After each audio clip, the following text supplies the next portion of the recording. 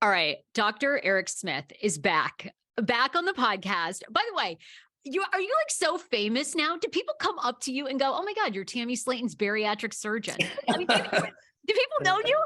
It does. Random places. Sometimes when you least expect. I had one of my sons on a college visit last year, and I was having lunch with him at like a Chipotle or something, and there was a bunch of other kids there, and I felt like these two people were standing, staring at me and him. And I look up, and she's like, "I'm so sorry. Are you Tammy's doctor?" And I'm like, "Excuse me?" And she's like, "You're Dr. Smith, aren't you?" And I said, "Yes." And so she yells back, "Hey, I told you all." So then my poor son, who's completely mortified, he's like, "Really? I'm on a college visit." And then the girl hands her phone to my son. Is like, "Would you take a picture?" I'm like, of all people this could happen with, not him, Well, So it is fairly random, but it does happen. The price of 1,000-pound sister fame. I mean, it's amazing. Look, everybody knows you. Dr. Eric Smith is here from 1,000-Pound Sisters, famously Tammy Slaton, Chris, and Amy as well, or just Chris and Tammy?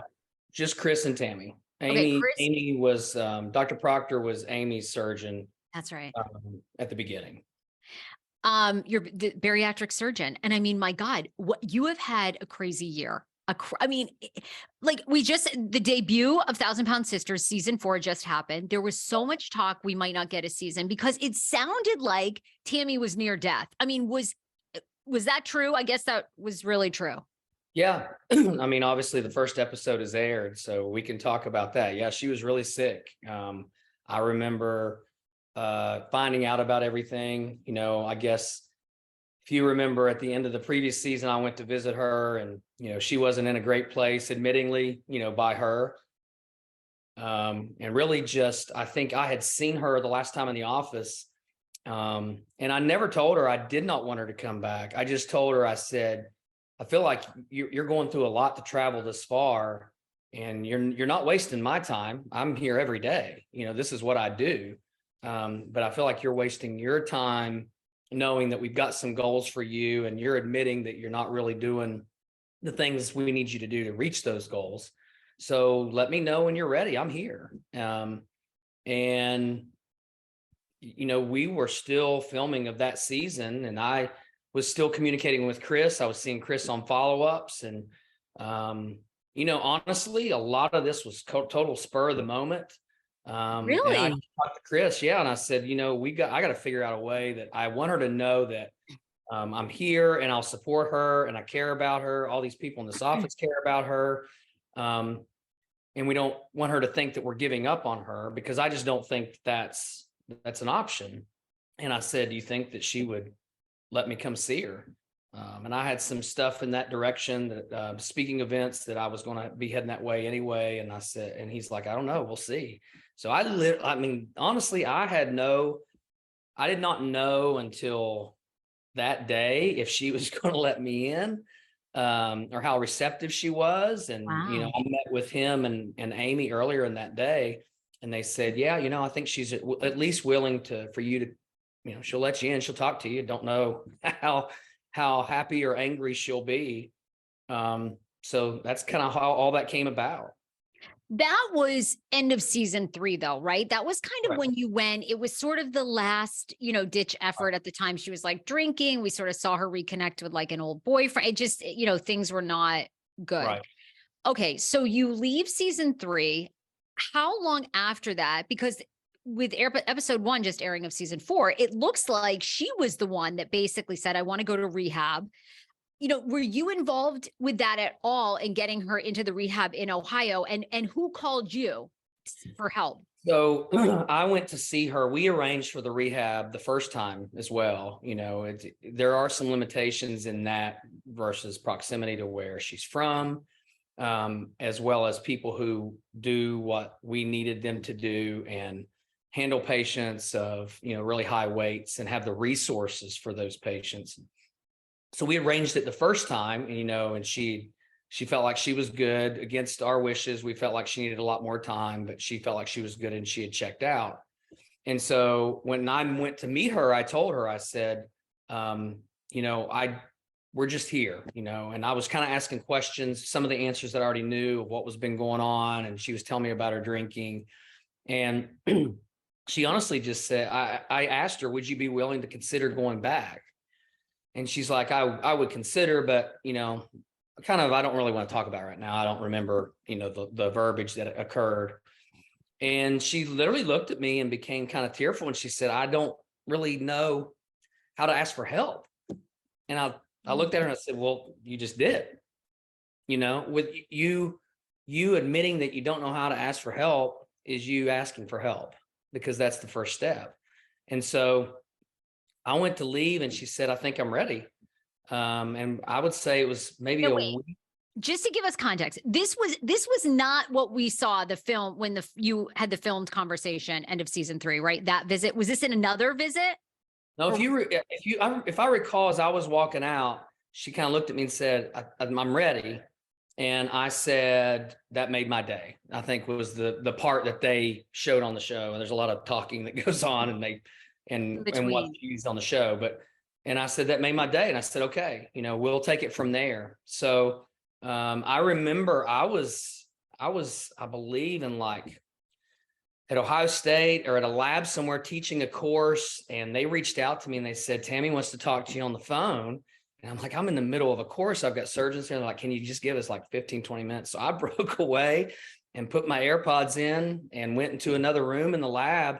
And she kind of told me, I'm ready to go back, for sure. Cause we kind of left it as how formal is this? And right. So we started the ball rolling of her going back to rehab. And she literally wasn't there a few hours. When of course we saw she almost died. Right. Exactly. Wow. She went to respiratory failure. I remember the producers reached out to me and told me that she was rushed to the hospital, that she was on a ventilator, that she wasn't very stable. And, we were just in contact daily. I was in contact with Chris. That was the easiest person I could talk to. Sure. As well as the producers, but really Chris was family. So I could get information from him right away as her physician, of what they felt like she was comfortable sharing. And he was just kind of keeping me updated. I remember meeting with our office and kind of warning them, hey guys, because I couldn't, I had to be very careful about telling them what was going on, but they're invested in her, she's a patient to them. They see her just like they see people that live in our community every single day, patients that have had surgery, being worked up for surgery. Excuse me. So I had to sit them down and kind of tell them that it was very touch and go. I mean, it's amazing. Thank God she pulled through. And it sounds like she's been at this facility for about a year in Ohio. Is that typical for patients with who have such weight issues to be there usually in a rehab facility for a year? So there's a lot depends on the situation, but I will say this, without revealing too much. I'm not a huge fan of putting people in a rehab facility to force them to lose weight that doesn't emulate real daily life decisions. Yeah. Yeah. And that is, I think the misconception by people is that she's in this place, they limit severely calories, they limit severely food access, and they say no when someone asks. That's not reality. And I think that goes on in other places, and we'll leave it at that in other situations, but sure, that's not reality. You're setting someone up for failure. It's like taking someone who's an alcoholic, putting them in rehab, and then turning them loose and say, go back to hanging out with your buddies at the bar to watch the game. If you don't have some type of controlled environment. I wanted Tammy to have the resources that she could have people bring things to her that are maybe better than what she was getting. But Tammy could have asked for seconds. Tammy could have asked for thirds. I did give her some decision-making because I wanted her to be able to prove to not just me, but herself that she could make the appropriate decisions and get some weight off on her own. And the time, we're now thrown in a wrench in the spokes of the issue of her breathing issues. So getting her Yeah. strength back. She was on a ventilator. She was in the hospital for a while. She has a trach. We had to get her stronger, and we're going to take advantage of the fact she's in there and not at home and depending upon herself or her family to get her up and walk her, where we have equipment there for her. She can work on steps, and we can calculate that, and we can monitor that. So the time wasn't just solely how long is it going to take to lose weight? And that's not the whole story. As well as, I see a lot of stuff. I try not to even read it, but I see a whole lot of stuff on, you'd be surprised the messages people would send me of telling me what I should do and not do. What they tell you? They tell the doctor? They tell Dr. Eric what you should do? Like what? Everybody's a doctor out there, right? Well, give us the what? Well, but people saying you need to, I can't, you need to limit this and limit that. And I remember one phrase in particular that really bothered me is someone said, you need to hold Tammy accountable and cut her off. And I think it might be one of the few times I responded, which probably wasn't smart, but I couldn't help it. And I said, I am holding her accountable. I'm not giving her a surgery that she's not ready for. I'm not giving her what she wants as far as just, let's skip the steps and help me lose weight. I'm holding her accountable to make her do things the right way. But I'm not giving up on her, and giving up on somebody is not holding them accountable. I think people hit their rock bottom at different points in their life, and you can't make them hit it. You can't scare them into it. You are supposed to be there with them when they hit them. You're supposed to help them. And that's kind of how I looked at that. So, people were making assumptions that we were limiting calories. Why can they not lose as much or lose less because you're limiting them? And that's, that was assumptions that were made, obviously. Wow. Oh my God. I love that people try to tell you, a doctor who PS, like you have to go to school for like 8 years, do like residence. I mean, it's like 12 years before you can even get going. They're telling you, how you don't tell these people to fuck off is like amazing. I would. All right. A couple more questions because, we've all been following, people love Tammy and Amy so much. They love the show. Tell me about the trach is so hard to see. It's so drastic. It's so hard to see. Does that happen to a lot of, bariatric patients? Like, does that happen often, or is that very rare? It's not unheard of. It doesn't happen very often, but her situation was a little different because if anybody of any weight, if you or I were in a car accident, let's say, and we're on a ventilator and we're going to be on a prolonged ventilator course, past a certain amount of time, there's damage and infection that can occur from having a breathing tube in for a long period of time. So they'll electively create a trach. So the tube goes below the vocal cords, can ventilate the lungs, get the tube out of the mouth, and that can stay in long term. Someone could be on a trach forever. They could be, if they need to be on a ventilator for 3 months, that's the way you do prolonged ventilation. So when you get to the point that you're not sure, am I going to be able to get them off the vent in a timely fashion? That's the first step to electively switch them to a trach. Because, if a tube becomes dislodged in a patient in an ICU and somebody's emergently intubating them in the middle of the night, that's much more dangerous than they have access to their airway all the time. So there are some people, no, go ahead. No, I was just wondering, because we still see, we're not giving away anything. We see public pictures that she's posted. She still has the trach. Like, is there a time when you think she can be without it? Or I guess, like you're saying, they're safe long-term. But do we think she's getting close to not needing it?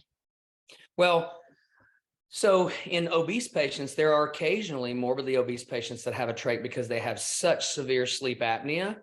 You gaining access to their airway, you're below all the extra soft tissue, and you're kind of bypassing the cause of their sleep apnea in the meantime, even if you don't know if they're going to lose weight. But if they are obese at the time, it's a safer way for them to breathe while they're sleeping.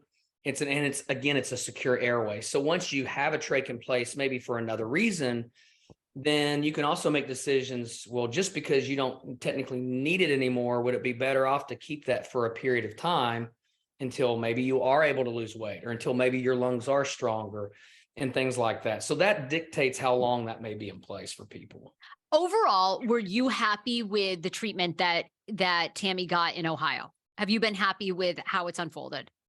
Yes. I think, you'll find out more as the season progresses, but without question, I didn't see somebody go backwards, and anything but going backwards. and I don't want to say that and give the impression I was barely happy with him, because that's not true. But where we are in the season right now, Tammy wasn't not only not making progress, she was making no progress, and she was going backwards. She was gaining weight instead of losing weight.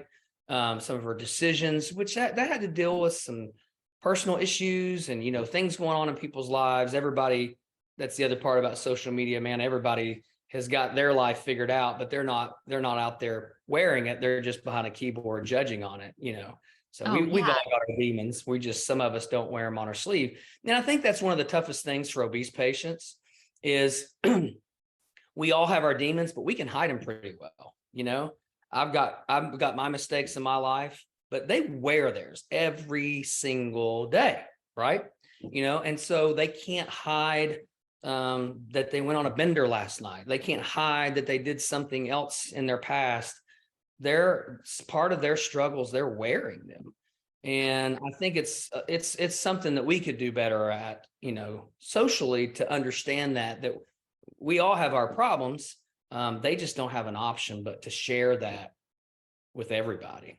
I think that's the only hard part about the show. And I'm sure it comes down to like how much Tammy and Amy want to share, and, they need to share it when they're ready. But I think, you work in this business, and as someone, I was an emotional eater. I weighed 200 pounds at one point, lost 70 pounds through mindful eating, have kept it off. I didn't have the extreme, that someone like Tammy does, but you do, that there's like so much emotion and pain behind somebody that becomes 700 pounds. That's not something that, anyone would want for themselves, but there's a lot that happened to her, I'm sure, in her lifetime, and it's really hard to unpack. So I think with this show, I'd love to see people be more compassionate towards her online. It's amazing that they continue on the show, honestly. I mean, Yeah.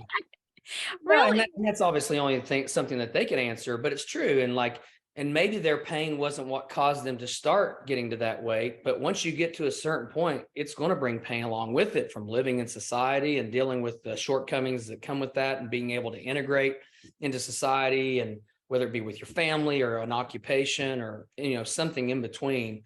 But yeah, and that's a huge part of why we have to make sure people are ready, psychologically. Just because I can do a surgery, that's the easy part. My surgery is, I think, the easy part. That's what I'm trained to do.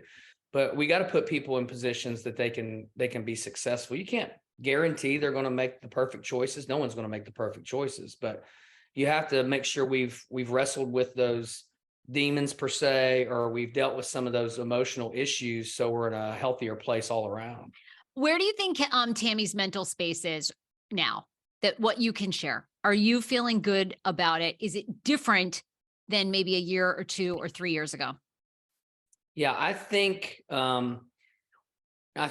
I'm not mistaken, on the episode last night, there was a statement where she was being interviewed and said, I'm tired of being sick. I'm tired of doing, I'm in a better place. And I think maybe Chris said that too.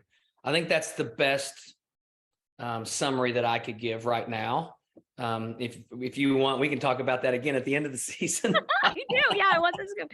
All right, I definitely think that yes, absolutely, that I did see a transition of being more open and listening, at least where we are right now. Okay, let's play a game. How much weight has Tammy Slaton lost? Is it between 200 and 250? Is it between 250 and 350? Is it between 350 and 400? None of the above will be answered next time. Well, look, we know she lost 100. They told us that last night. That was just out of the given, right? That was like just kind of like water weight, being in surgery, being probably having like a, some sort of set diet regimen. Okay, so 100. All right, I've gotten into a lot of shit about this because, it's like I tell people you can't always believe what you see on the internet. There's a lot of pictures right now. Your dog is? Yeah, I'm sorry. That's okay. Yeah, my dogs were just barking, if you could hear it. I didn't even hear them. Okay, good. But there's a lot of pictures floating out on the internet from her. She's kind of been on social media. She's kind of like concealing what she looks like a little bit, obviously, because they want to reveal it on the show. But do you think a lot of these images that are coming out are accurate of what she looks like now? Because some of them are pretty revealing, and they look like she's lost 300 pounds or close to it. I haven't, I think I saw one that you ran by me. I haven't seen a lot of them. I'm not on TikTok and some of the other platforms out there, but it's hard, there's so many filters out there. It's hard to determine, even if somebody's lost weight, if that's truly what they look like. I think at the end of the season, people will maybe be able to reflect back to now and say, that was completely off, or maybe that was close, or maybe that was real. I gotta be Switzerland right now. I get it. Okay, I have two more questions about Tammy. Then I want to ask you about more questions about the show and Chris. We do know she got married. Were you invited to the wedding? I was. Oh, terrific. I think we're gonna see that on this season. Oh my gosh. Did you officiate or anything? Are we gonna see you in a bigger role? No, I would not want that type of responsibility. And I mean, it's tough enough. You want somebody to be successful with weight loss surgery. I definitely don't want that responsibility of officiating a wedding, especially if I don't have a lot on my record. My percentage could be really, really bad right off the bat, All right. Well, Dr. Smith, we know she met her husband, Caleb, in rehab. But, whenever you hear anything about a rehab program, lots of times people discourage you from dating while you're in rehab, dating somebody in rehab, because you kind of both are dealing with the same issues, which can be good. It can be bad. Do you think that Caleb's a good influence on Tammy? Do you think they're good for each other? I don't think that's fair for me to say with limited contact I may or may have not had with him. That's a personal decision. But again, I think we have to be really careful when we throw around the term rehab. If we were talking about a rehab facility, like a lot of people have made the assumption that they're locked up in this situation, they can make no decisions on their own, and every single person there battles with the same mental issues, physical issues, addictive issues. That's one thing. If everyone was in, say, drug rehab, we hear that all the time. But this is not just somebody just like Tammy that's in these facilities. Yes, a lot of them deal with their weight, and not all of them are trying to have surgery. Not all of them have the same end goals or the same issues that they're struggling with too. So I think it's, if someone goes to a long-term care facility, that can be considered a rehab facility too. And I'm not saying that's what that was, but, rehab can be physical rehabilitation as much as all the other issues. You're thinking drugs, alcohol, that kind of thing. Got it. Exactly. Look, this family, the Slaton family, better than most of us do, and they've captivated the nation. What is it about them, knowing them personally and offline, that you think just resonates with people so much? I don't know if it's what resonates with people. Maybe it is, because sometimes I think on the show they may not see this part. They see maybe fights or disagreements. But I mean, the one thing that resonates with me is, like, family is the number one priority to them. Like, they love the daylights out of each other, and when you love each other, you fight, you argue, you disagree, you say exactly what's on your mind. But family is so important to them. And that doesn't happen a lot sometimes, especially these days, but like they are entrenched in each other as far as being there for each other and being family, sticking together, supporting each other. That's what resonates to me, just knowing them and meeting them. And so I would find it hard to believe that there's not people out there that are drawn to that too. Chris looks phenomenal. Chris looks phenomenal on the season premiere. He's had to have lost. Oh, can we reveal that? Like, how much weight has he lost? I honestly don't know. I can't. I know. Oh, okay, but you can't say, okay, because that's going to probably be discussed. But he's obviously done good. I remember I saw him on there's multiple visits after weight loss surgery, and they're not all on camera, obviously, because he's my patient. But I remember one time, if anybody follows me on social media, I posted a picture of me and Chris, and even then, I got permission just to make sure I wasn't going to, get anybody upset. But so many people reached out and told him how proud they were of him, and he looks great. Yeah, he's and there's some cool stuff with Chris in this season too. So I think that'll be really. Okay, we're ready for that. Tell me this, like, you are so active on your Instagram of raising awareness about bariatric surgery, about, weight, health. How are you feeling? I'm sure probably people are calling you from all over, right? You're getting contacted because you're on this show. Do you think it's been great in raising awareness about bariatric surgery?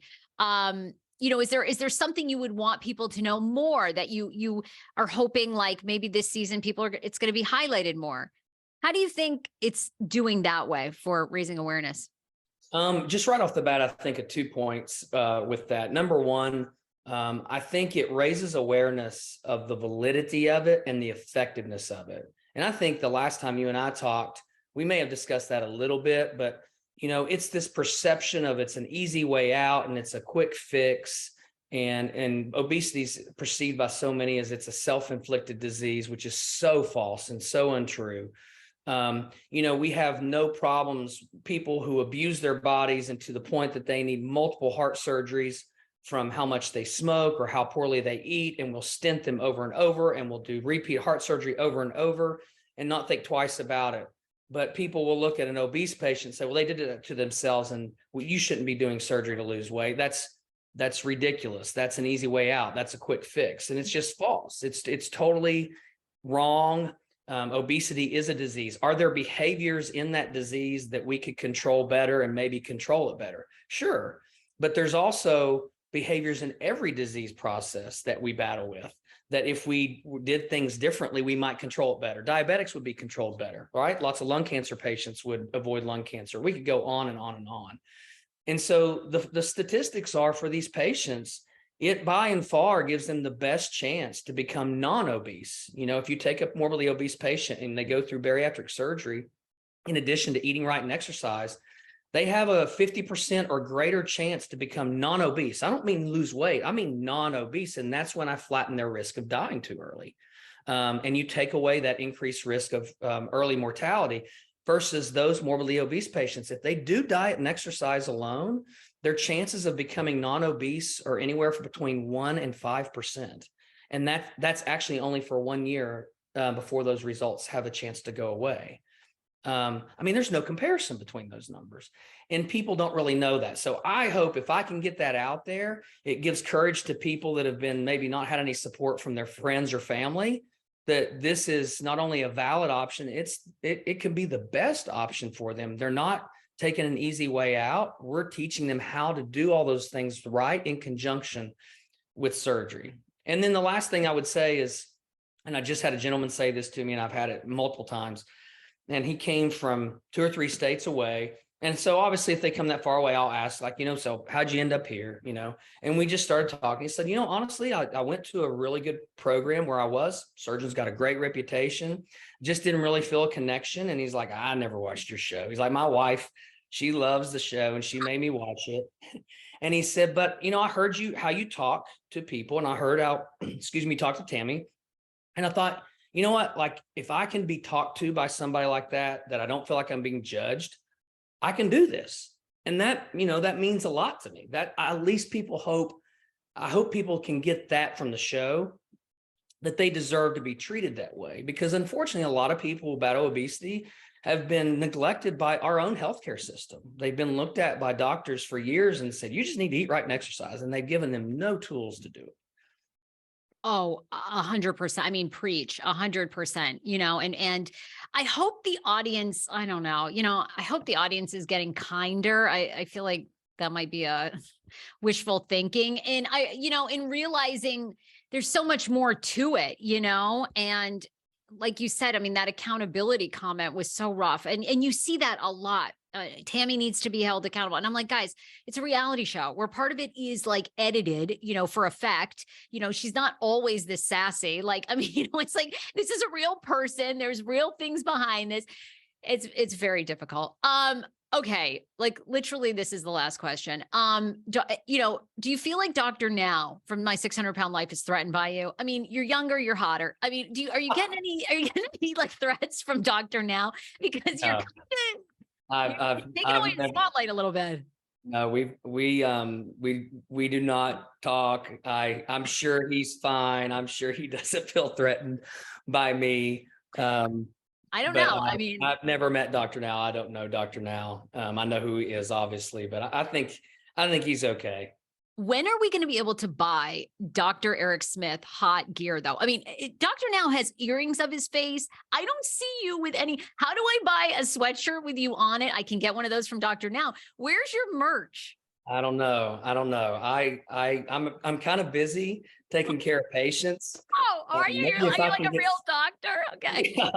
believe it or not, I Oh, am. I've had that comment said to me before, and I'm like, if I can find time to let somebody do that for me, and if people really wanted it, I can't imagine that anybody would want it. But maybe we'll look into that. I can't see myself on an earring, but who knows? me too. Maybe Dr. maybe a thing or two. Now's head is literally on a set of earrings. Why aren't we getting Dr. Eric Smith? I mean, come on, I don't know. I don't know. Maybe that's a business venture we could look at. I don't know. Yeah, I'm going in with you for real. And I actually want an earring of you and Tammy on the other side. Like, I have so many ideas. I want to know why I can't buy your merch. By the way, last time you were on, everybody thinks you're hot. They wanted to know if you were single, but I believe you got married this year, right? I'm not married. I have a fiance. Oh, okay. We've got to make time. It's not that we don't want to. It's just been kind of crazy. It's everybody You have asks. hearings to produce, okay? Oh, and surgeries. I mean, you've got a lot here. Okay, well, you're off the market. We're very excited. I hope they feature your wedding when you guys do get married on season 6. We're on season 5 or 6, whatever you guys want.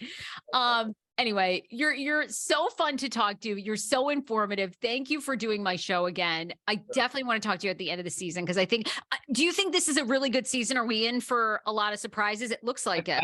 I think it's really good. I think people will just be patient and watch the whole thing, and we'll see everybody's opinion. But I think it's a really cool season.